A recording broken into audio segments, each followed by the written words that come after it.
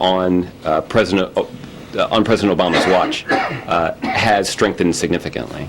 I think that was evident anecdotally in the speech that the president delivered in Jerusalem. The reaction that he got from a crowd of Israeli citizens, I think, was really powerful. Simply having people like you is not enough, and in fact, it's not really the point of foreign policy. The point is to achieve America's national interest.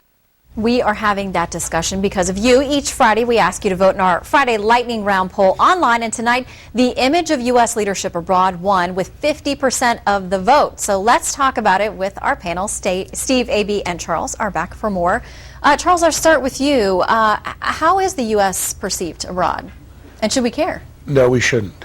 The reason is that Randy Newman had a song in which he said, "They all hate us anyhow, so let's drop the big one now." That's, I think, a little bit exaggerated. But ever since we became a great power at the turn of the 20th century, of course everyone hates us because we are the big guy on the block. But the issue is, will they respect us, and can we protect our interests? So liberals were all agog about what our numbers were when Bush was in office. And then Obama was the one who was going to make everybody love the United States. His numbers have plummeted because when you have to defend American interests, there are people abroad who won't like it, and we don't care. A.B., what do you make of that? The balance between being liked versus being respected, or trying to get both? Well, President Obama has high favorability ratings, but he doesn't always have high approval ratings. They're different questions. The expectation internationally for President Obama to sort of remake America was so high that it's natural that his numbers have gone down. They have plummeted. Charles is right. They are still not at the levels that George W. Bush was when that the perception of the country was when he left office.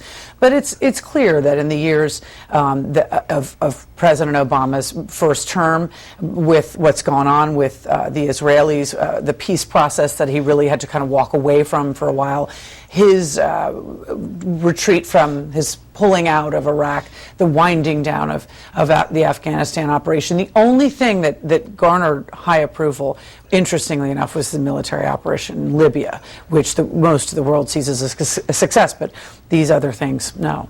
But Steve, he did get some, I guess you could say, some good press, some good notice for his last trip abroad, and what happened with Israel and possibly brokering some kind of understanding between Turkey and Israel.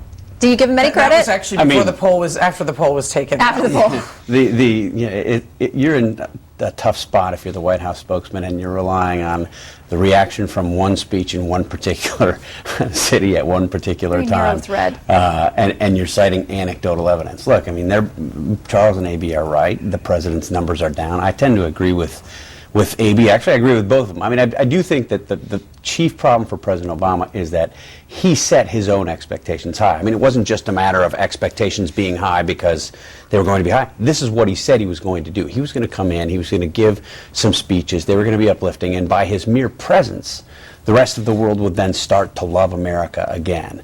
That didn't happen. It was never going to happen. I mean, it was a fairy tale that he sold, and I'm not at all surprised that having to conduct U.S. foreign policy and occasionally, not often enough in my view, but occasionally be tough means that he's not going to be as popular as he thought he might be. And somewhere internationally, and I want to make sure you all get a chance to get through this lightning round, the issue he's dealing with now with North Korea, with the threats. What do you make of that?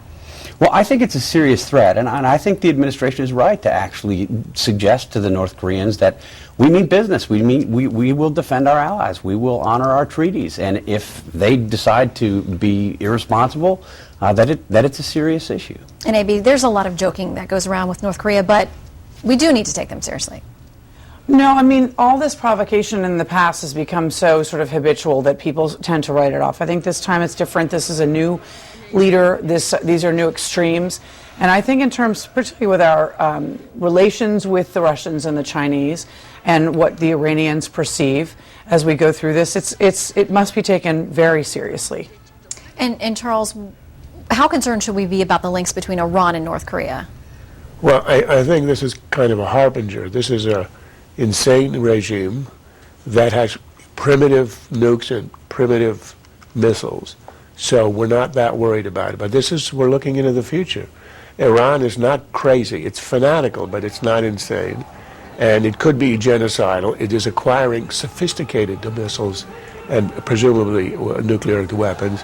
And that is the future. And the other thing is, you know, leaders have acted irrationally. The Nazi invasion of Russia was completely irrational, and yet it happened. So assuming the other guy's always going to act irrationally is a huge mistake. All right, we got to keep it speedy.